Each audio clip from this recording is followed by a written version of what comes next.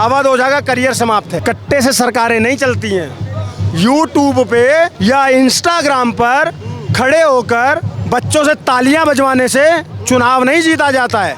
चुनाव जीतने के लिए जनता में जाना पड़ता है, जनता में कार्य दिखाने पड़ते हैं। तुम एक ब्राह्मण के बेटे को विधानसभा से धक्के मारकर निकालोगे और तुम्हें लगता है कि तुम्हारा पतन नहीं होगा। कहना चाहूंगा गंगाधरी शक्तिमान है और शिक्षा मंत्री ही शराब मंत्री था। देखो मुन्नी बदनाम हुई थी डार्लिंग के लिए और ईवीएम बदनाम होती है विपक्ष के लिए। तो ईवीएम तो बेचारी तैयार बैठी है कि आओ मुझ पे आरोप लगाओ। और भगवा है तो भाजपा है, भगवा है तो भारत है, भगवा है तो आप हो, भगवा है तो मैं हूँ, भगवा है तो ये सूर्य है, भगवा है तो ये पृथ्वी है, भगवा है तो ये संसार है। इसलिए ये जीत भगवा भाजपा मेरी आपकी हम सबकी हुई है। दिल्ली की जनता करे पुकार, कहाँ छुपा है कट्टर ईमानदार? केजरीवाल जवाब तो दो, 52 करोड़ का हिसाब तो दो। जब देश में महामारी छाई थी, जनता में त्राही त्राही थी, कोरोना से हजारों ने अपनी जान गंवाई थी, उस समय तुम क्या कर रहे थे? दिल्ली में मुफ्त की शराब बंटवा रहे थे, अपना शीश महल बनवा रहे थे। अजब का तेरा जलवा है, गजब ही तेरा गर्दा है। घर में 20 लाख का केजरीवाल तूने लगवाया, सिर्फ एक पर्दा है। जहां दिल्ली में हजारों का भरता नहीं है पेट, वहीं पर 9 लाख का तूने बिछवाया घर में कारपेट। ये रोहिंग्या घुसपैठिए बांग्लादेशी घुसपैठियों के लिए स्पेशली डिटेंशन सेंटर बनाए जाएंगे। जैसे डोनाल्ड ट्रंप अवैध लोगों को निकाल रहा है, वैसे ही दिल्ली में जो लाखों अवैध घुसपैठिए वोटर बन के रह रहे हैं कांग्रेस और केजरीवाल की वजह से। नमस्कार, आपका स्वागत है ऑब्जर्वेशन ऑफ वर्ल्ड में। 27 सालों के बाद भाजपा दिल्ली के अंदर में आखिरकार आ ही गई है। मैं इस वक्त मेरी मौजूदगी भाजपा कार्यालय में है और आप मेरे पीछे देख सकते हैं कि भाजपा कार्यकर्ता यहाँ पर जश्न का माहौल है पूरा। सर नमस्कार जी, क्या कहना चाहेंगे भाजपा की जीत पर? सर इस चेहरे की खुशी बता रही होगी कि क्या कहना चाहेंगे। ये सर पे बंधा भगवा बता रहा होगा कि हम क्या कहना चाहेंगे। आज मेरी दिल्ली की जनता को मैं जितना आभार प्रकट करूं उतना कम है। आज दिल्ली में भगवा लहरा गया और जो मैंने इसी प्रांगण में खड़े होकर बोला था, क्या बोला था? महाराष्ट्र की जीत हमारी है, अब दिल्ली की बारी है। और आज हम दिल्ली जीत गए सर। और वो दिल्ली सिर्फ जीते नहीं है, केजरीवाल जैसे भ्रष्टाचारी को, शराब मंत्री सिसोदिया को हराया गया है, बहुत बखूबी हराया है। केजरीवाल हार गया, सिसोदिया हार गया, आपका सत्येंद्र जैन हार गया, दुर्गेश हार गया, ओझा हार गया, सौरभ हार गया, सारा शीर्ष नेतृत्व तो हार गया। जो मैं बार बार कहता आता था, आप ही के चैनल पर मैंने एक बात बोली थी ना, अवध ओझा का करियर समाप्त है।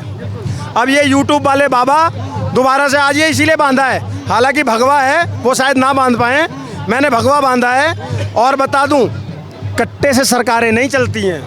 यूट्यूब पे या इंस्टाग्राम पर खड़े होकर बच्चों से तालियां बजवाने से चुनाव नहीं जीता जाता है। चुनाव जीतने के लिए जनता में जाना पड़ता है, जनता में कार्य दिखाने पड़ते हैं। तुम आ गए, मैं तो कुछ भी बोल दूंगा, मतलब बिन पैंदी का लोटा, थाली का बैंगन। अवध ओझा क्यों बोल रहा हूँ ये बातें?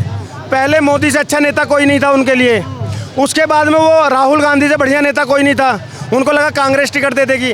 जब कांग्रेस से भी दुत्कारे गए तो केजरीवाल को विश्व का सबसे बड़ा नेता बना दिया उन्होंने। अगर भाजपा में आना चाहे तो आने देंगे? साहब मैं एक बात बताऊं, हम तो सनातनी लोग हैं, हमारे यहाँ हम राम को मानने वाले लोग हैं। और जब राम के खेमे में विभीषण, जो रावण का भाई होता है, दुश्मन का भाई, वो भी आता है तो हमको शहर स्वीकार कर लेते हैं। तो वो एक अलग बात है कि कोई भी आना चाहे, केजरीवाल आ जाए, मैं केजरीवाल आ जाए, पहन ले भगवा, बोल दे जय श्री राम, आ जाए, शपथ मैं दिला दूंगा उसको।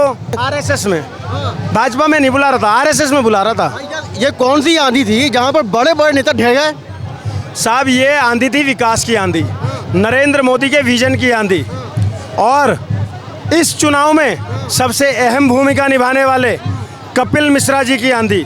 भाई कपिल मिश्रा ने दिल्ली प्रदेश भाजपा में हनुमान जी की तरह कार्य किया और इस अरविंद केजरीवाल रूपी रावण की लंका में आग लगाने वाला कोई अगर शख्स था तो वो भाई कपिल मिश्रा जी थे, जिन्होंने आग लगाई। और इसकी की पूरी आज बोला था ना, तुम एक ब्राह्मण के बेटे को विधानसभा से धक्के मारकर निकालोगे। और तुम्हें लगता है घनानंद ने भी ये कोशिश करी थी, एक बार चाणक्य की चोटी खोल दी थी, क्या हुआ था?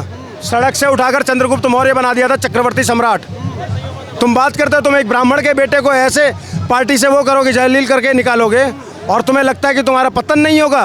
भाई कपिल मिश्रा ने इसकी लंका में आग लगाई, बिल्कुल हनुमान की भूमिका में, और प्रदेश में जीत दिलाने में भाजपा की देवतुल्य कार्यकर्ताओं का, जो वो बूथ से लेकर और शीर्ष नेतृत्व तक हर व्यक्ति ने पूरी निष्ठा कर्मठता के साथ में जनता के बीच बीच गए और जनता तक अपनी बात पहुंचाई। और सबसे बड़ी बात, हमारे ब्रांड, हमारे नरेंद्र मोदी जी, हमारे आदर्श, भारत के सिरमौर, आज पूरी दुनिया जिस नरेंद्र मोदी के सामने नतमस्तक है, जिसने भारत को फिर से कहीं ना कहीं विश्वगुरु बना दिया है, उनकी जीत है ये। सिसोदिया साहब हार गए, क्या करना चाहेंगे? मैं यही कहना चाहूँगा, मॉडल था दिल्ली के अंदर में शिक्षा का मॉडल। सर मैं यही कहना चाहूँगा, गंगाधरी शक्तिमान है और शिक्षा मंत्री ही शराब मंत्री था। और बहुत पहले लिख दिया था हरिवंश राय बच्चन जी ने, नाश कराती मधुशाला। पढ़ने में मधुशाला अच्छी लग सकती है, क्योंकि हरिवंश राय बच्चन जैसे मैं भी कवि हूँ और हमारे कवि कुल के हरिवंश राय बच्चन ने मधुशाला जैसा काव्य लिखा, तो वो पढ़ने में अच्छा लग सकता है, लेकिन पीने में, पिलाने में नाश ही करेगा। क्या करेगा? नाश। और आज सिसोदिया का वही नाश हुआ, जिस दिन सिसोदिया पड़पड़गंज छोड़कर भागा था। शाम होते होते ईवीएम के ऊपर भी क्वेश्चन उठेगा, क्या कहना चाहेंगे? देखो, मुन्नी बदनाम हुई थी डार्लिंग के लिए और ईवीएम बदनाम होती है विपक्ष के लिए। तो ईवीएम तो बेचारी तैयार बैठी है कि आओ मुझ पे आरोप लगाओ। और मैं एक बात बता दूं, केजरीवाल जी आज किसी पे भी आरोप लगा दें, उनकी बातों पर आज जनता को विश्वास नहीं है। पूछिए कैसे? मैं बड़ा क्लियर बोलता हूँ, शायद इसीलिए कुछ लोगों को चुभता हूँ। अगर कोई तबायफ किसी पर बलात्कार का आरोप लगाए तो क्या उसकी विश्वसनीयता पर शक होगा या नहीं होगा? ऐसे ही आज केजरीवाल हो गए हैं, इतने झूठ बोले हैं और हर झूठ पे यू टर्न लिया है। लिखित में माफ़ी मांगी नितिन गडकरी जी से, कपिल सिब्बल से, न जाने कितने नेताओं से लिखित में माफ़ी मांगी है। शीला के खिलाफ 449 पेज का जो वो दिखाता था व्यक्ति सबूत, वो कांग्रेस के चरणों में जाकर गिरा या नहीं गिरा? मुलायम, माया, ममता सबको भ्रष्ट बताता था, उनके पैरों में जाकर तलवे चाटे या नहीं चाटे? तो केजरीवाल की विश्वसनीयता पर शक होता है या नहीं होता है? इसलिए अब केजरीवाल समाप्त हो गया है और जनता ने कमल को चुना है। मैंने तब भी नारा दिया था, क्या झाड़ू जा रही है, भाजपा आ रही है, जय भाजपा तय भाजपा। भविष्य क्या देखते हैं केजरीवाल साहब का? सर अभी देखिएगा, पंजाब चुनाव भी होने दीजिए। पंजाब के भी मेरे कई मित्र हैं जो त्रस्त हैं इनकी गवर्नेंस से। ये सिर्फ और सिर्फ झूठ की राजनीति करते हैं। पंजाब में कहकर आए थे हम नशा मुक्त करा देंगे, लेकिन पंजाब में अपराध बढ़ गया, तो ये पंजाब से भी जाएंगे। और आम आदमी पार्टी अब समापन पे है। अब ये केजरीवाल फिर से कांग्रेस में विलय कर लेगा अपना। एक क्वेश्चन, लास्ट क्वेश्चन आपसे, कि केजरीवाल पार्टी का, हमारी पार्टी का जो अभी हाल हुआ है, इसका मुख्य कारण क्या समझते हैं आप? इसका मैंने बताया ना शुरुआत में ही, इसका सबसे मुख्य कारण है झूठ, बेईमानी, भ्रष्टाचार और जनता को ठगना। यही मुख्य कारण था। अगर आपने जनता को ठगा ना होता, जनता को बरगलाया ना होता, जनता से झूठ ना बोला होता, दिल्ली के युवाओं को शराब के नशे में ना झोंका होता, अपना शीश महल ना बनवाया होता, तो केजरीवाल शायद वो हो जाते। और थोड़ा सा तो क्रेडिट लूँगा बॉस, कवि हूँ ना। एक कविता लिखी थी केजरीवाल पे जो वायरल भी बहुत हुई थी, बीजेपी दिल्ली ने भी पोस्ट करी थी। क्या? दिल्ली की जनता करे पुकार, कहाँ छुपाया कट्टर ईमानदार? केजरीवाल जवाब तो दो, 52 करोड़ का हिसाब तो दो। जब देश में महामारी छाई थी, जनता में त्राही त्राही थी, कोरोना से हजारों ने अपनी जान गंवाई थी, उस समय तुम क्या कर रहे थे? दिल्ली में मुफ्त की शराब बंटवा रहे थे, अपना शीश महल बनवा रहे थे। अजब का तेरा जलवा है, गजब ही तेरा गर्दा है। घर में 20 लाख का केजरीवाल तूने लगवाया, सिर्फ एक पर्दा है। जहां दिल्ली में हजारों का भरता नहीं है पेट, वहीं पर 9 लाख का तूने बिछवाया घर में कारपेट। अजब ही तेरी लीला है, अजब ही तेरे माया है, कैसी तेरी ईमानदारी। समझ गए? लास्ट एक, दिल्ली में जीत भाजपा की हुई या भगवा की हुई है? सर दिल्ली में जीत भगवा की हुई है, और भगवा है तो भाजपा है, भगवा है तो भारत है, भगवा है तो आप हो, भगवा है तो मैं हूँ, भगवा है तो ये सूर्य है, भगवा है तो ये पृथ्वी है, भगवा है तो ये संसार है। इसलिए ये जीत भगवा, भाजपा, मेरी, आपकी, हम सबकी हुई है। समझ गए? भगवा को कभी भी अलग मत समझना, ये भगवा हमारे सिर की शान है। ये भगवा हमारा रोम रोम है। ये सूर्य जब डूबता है तब भी भगवा होता है, जब उगता है तब भी भगवा होता है, चंद्रमा भगवा होता है, फल जब पक जाता है तो भगवा होता है। समझ गए? तो भगवे की महिमा को कौन जान पाया है? कौन जान पाया है? आम आदमी पार्टी और कांग्रेस जान नहीं पाए क्या? आम आदमी पार्टी, मैंने बताया ना, भ्रष्टाचार में लिप्त थी और भगवे की शान को पहचान नहीं पाए। नहीं पहचान पाए। इन्होंने तो हमारे भगवे का अपमान किया ना बार बार, इसीलिए तो आज इस गर्त में गए हैं। आज कांग्रेस ऑलमोस्ट ख़त्म होने वाली है। आप देखिएगा आने वाले 5-10 सालों में लोग इतिहास में पढ़ेंगे, एक थी कांग्रेस, और 15 साल पीछे आगे चले जाइए तो कहेंगे एक था केजरीवाल, एक थी आम आदमी पार्टी। ये होने वाला है साहब, ये होने वाला है। इनकी ताबूत की आखिरी कील ठोक दी है दिल्ली की जनता ने।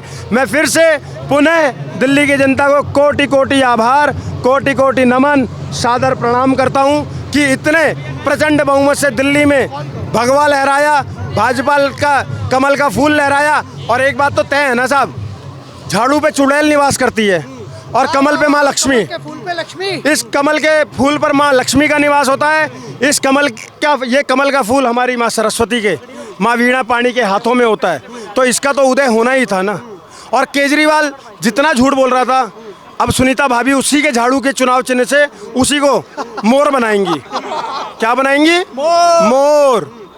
और फिर केजरीवाल कहेगा ये दिल मांगे मोर। एक झाड़ू से काम भी नहीं चलेगा, एक झाड़ू से काम भी नहीं चलेगा, पक्की बात है ये। क्या कहना चाहेंगे? दिल्ली के अंदर में भाजपा आ गई, 27 सालों के बाद सूखा खत्म हो गया। मैं कल मंदिर गया था और शिव मंदिर में मुझे जैसे ही मैं बैठा भगवान को प्रणाम किया, मेरे हाथ में ही आ गया, ये गिरा वहाँ से, तुरंत मैंने उठा लिया। यह जीत का कमल है भारतीय जनता पार्टी। और जैसा कि इंद्रेश भाई ने कहा, उल्लू पे बैठ के भी लक्ष्मी आती है और कमल पे बैठ के भी लक्ष्मी आती है। लेकिन दिल्ली में इस बार झाड़ू वाली नहीं, कमल वाली लक्ष्मी आई है। और दिल्ली की महिलाओं को न्याय मिलेगा, बुजुर्गों को पेंशन मिलेगी और प्रेग्नेंट महिलाओं को 21,000 मिलेंगे। उसके अलावा यमुना 3 साल में साफ करेंगे। ये देखो, ये पार्टी जो कहती है, जिनने राम मंदिर बनाया, 370 हटाई, यूनिफॉर्म सिविल कोड लाए, उस पार्टी ने कंफर्मेशन किया। अमित शाह जी ने कहा है हम साबरमती रिवर फ्रंट की तरह यमुना रिवर फ्रंट बना के देंगे। तो मुझे विश्वास है कमल पे, मुझे विश्वास है भारतीय जनता पार्टी पे। दिल्ली की जनता ने भी मोदी जी के अंत्योदय पे और मोदी जी की डिलीवरी पे विश्वास किया है और दिल्ली में डबल इंजन सरकार बन गई है। विश्वास था कि इस तरीके से जीत होगी भाजपा की। ऐतिहासिक जीत है, विश्वास नहीं था। जैसे हरियाणा में जीत हुई, हरियाणा में विश्वास नहीं था। हरियाणा में कांग्रेस जीत रही थी हर जगह, एग्जिट पोल ये वो हर जगह, लेकिन चमत्कार हुआ, हरियाणा में पूर्ण बहुमत से भारतीय जनता पार्टी जीती। वैसे दिल्ली में चमत्कार हुआ, पूर्ण बहुमत से भारतीय जनता पार्टी का कमल खिल गया है। और इस बार इतना विकास होगा, इतना विकास होगा, इतना विकास होगा, पूरी दुनिया उदाहरण देगी कि देखो दिल्ली का विकास। यार दिल्ली में देखो, सारी एम्बेसीज यहाँ पे है, सोच के देखो, सारे प्रधानमंत्री, राष्ट्रपति, राज्यपाल यहाँ आते हैं, सारे सांसद यहाँ रहते हैं, राज्यसभा लोकसभा की प्रोसीडिंग होती है, उस दिल्ली में नालियाँ बह रही है। आप सोचो, टैंकर माफिया काम कर रहा है वहाँ पे, बारिश का पानी इकट्ठा हो जाता है, वेनिस बन जाता है। आप सोच के देखो। चुनाव से पहले रोहिंग्याओं का मसला बड़ा उठाया गया था, भाजपा जीत गई है, अब क्या लगती है उम्मीद? डिटेंशन सेंटर बनाए जाएंगे, रमेश बिदूड़ी जी ने भी कहा था। और भारतीय जनता पार्टी इसके लिए एकदम, वो कहते हैं, लट लेके खड़ी है भारतीय जनता पार्टी। ये रोहिंग्या घुसपैठिए, बांग्लादेशी घुसपैठियों के लिए स्पेशली डिटेंशन सेंटर बनाए जाएंगे।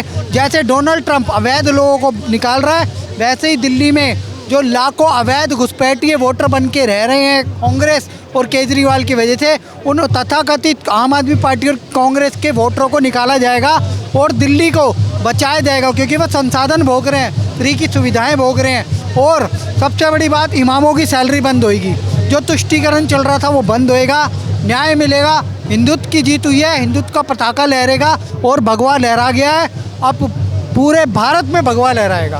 धन्यवाद आपका सर।